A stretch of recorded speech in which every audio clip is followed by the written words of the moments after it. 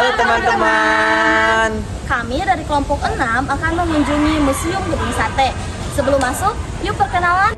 Halo, perkenalkan nama saya Bilkis Alifa Ajahra dengan NIM 124200177. Halo, perkenalkan nama saya Gaisa Jena Nurfaidah dengan NIM 124201018. Halo, perkenalkan nama saya Nabila Mbakpilo dengan NIM 12420010191. Halo, perkenalkan nama saya Ramil Wulan Destiana.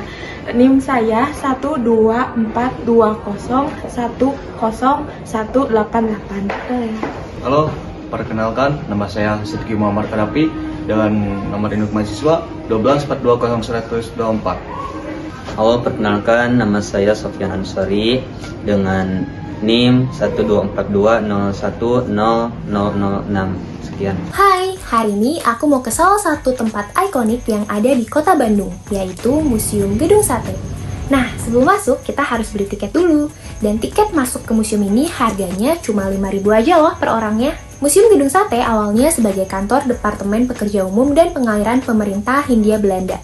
Tapi sejak tahun 1980 sampai sekarang, fungsinya beralih menjadi kantor Gubernur Jawa Barat. Gedung Sate ini dirancang dengan konsep arsitektur tropis yang dibuat arsitek asal Belanda, John Gerber, dengan menampilkan perpaduan gaya Nusantara dan Eropa.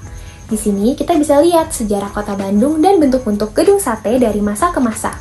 Di museum ini juga ditunjukin secara langsung ketebalan dinding bangunan gedung sate, struktur dinding yang dibuat dari batu belah sebagai pondasi. Museum ini menghadirkan tema Smart Museum karena berbagai informasi mengenai sejarah pembangunan menggabungkan teknologi digital.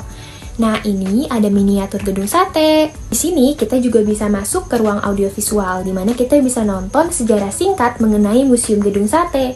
Ruangannya juga bersih, nyaman, ditambah kita bisa nonton dengan kualitas gambar dan suara yang jelas. Lanjut, di sebelahnya ada ruang interactive space yang nyediain beberapa properti buat kasih gambaran tentang kehidupan orang pada zaman itu. Ada spot proyektor juga nih yang jadi tempat favorit banyak orang karena bisa ngambil foto-foto di sini. Sebelum keluar, di sepanjang lorong ini diisi dengan beberapa lukisan besar kota Bandung tentang bangunan-bangunan yang terkenal di kota Bandung. Nah, kalian tahu nggak sih kenapa namanya Gedung Sate? Karena pada bagian atapnya ada ornamen 6 tusuk sate yang melambangkan biaya pembangunan gedung ini, yaitu 6 juta gulden.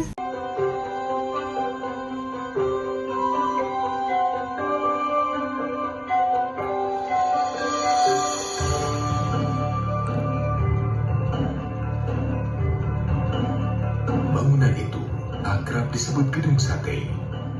Pembangunannya merupakan bukti konkret tentang wacana pemindahan ibu kota Hindia Belanda dari Batavia ke Bandung. Pemindahan tersebut melahirkan konsep berdirinya Balai Agung yang terdiri dari serangkaian gedung megah instansi pemerintahan Hindia Belanda. Kompleks ini bernama Gouvernementsbedrijven. Gedung Sate adalah gedung pertama yang dibangun dalam kompleks tersebut. Tahun 1924, Gedung Sate rampung dikerjakan. Dari segi arsitektur, Gedung Sate mendapatkan pengakuan sebagai mahakarya karena berhasil memadukan berbagai elemen nilai arsitek kebudayaan Timur dan Barat dengan serasi. Sejak diresmikan pada tahun 1930, Gedung Sate difungsikan sebagai kantor pusat Departemen van Verkeer en Waterstaat dan Centrale Bibliotheek. Departemen van Verkeer en Waterstaat merupakan jabatan pemerintah Hindia Belanda yang berfungsi untuk mengelola sumber daya air dan manajemen lalu lintas kala itu. Centrale Bibliotheek merupakan perpustakaan dengan koleksi gabungan dari 7 jawatan pemerintahan Hindia Belanda. Penggabungan ini menjadikannya sebagai perpustakaan terbesar di Asia Tenggara. Waktu berlalu hingga terjadinya Perang Dunia Kedua. Jerman di bawah kepemimpinan Hitler menguasai Polandia pada 1 September 1939. Peristiwa ini menimbulkan efek domino ke seluruh dunia, termasuk kota Bandung. Jepang yang beraliansi dengan Jerman mengamankan wilayah Indo-Pasifik dan cengkraman aliansi musuhnya. Pada tahun 1942, Belanda menyerah atas gempuran Jepang dalam Perang Pasifik.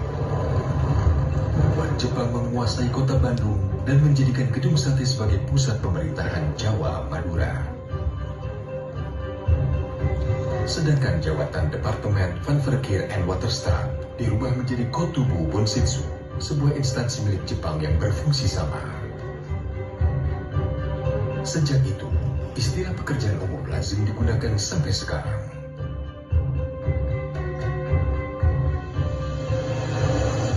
Pada tanggal 6 sampai 9 Agustus 1945, Amerika Serikat menjatuhkan bom atom di Hiroshima dan Nagasaki, Jepang.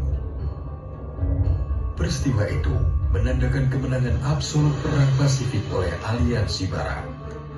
Melalui pidato radio siaran Suara Kaisar pada 15 Agustus 1945, Kaisar Hirohito mengumumkan bahwa Jepang telah menyerah kepada sekutu.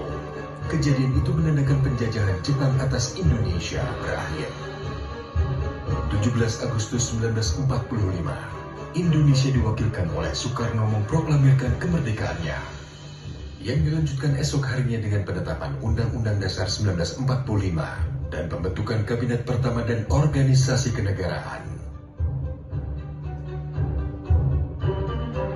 Dalam Kabinet Pertama itu, Menteri Pekerjaan Umum dijabat oleh Abikusno Cokrosuyoso yang berkantor pusat di Bandung, Gedung Sate.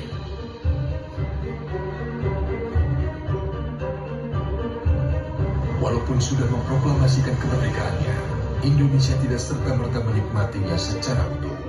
Pada tanggal 4 Oktober 1945, tentara sekutu yang diikuti oleh Nika dan Gurkha memasuki kota Bandung untuk merusak kedaulatan NKRI. Pada tanggal 3 Desember, pasukan sekutu menyerang Gedung Sate. 21 orang pemuda dari Angkatan Muda DPI berjuang habis-habisan mempertahankan Gedung Sate. Sebagian besar terluka berat dan 7 orang dinyatakan hilang.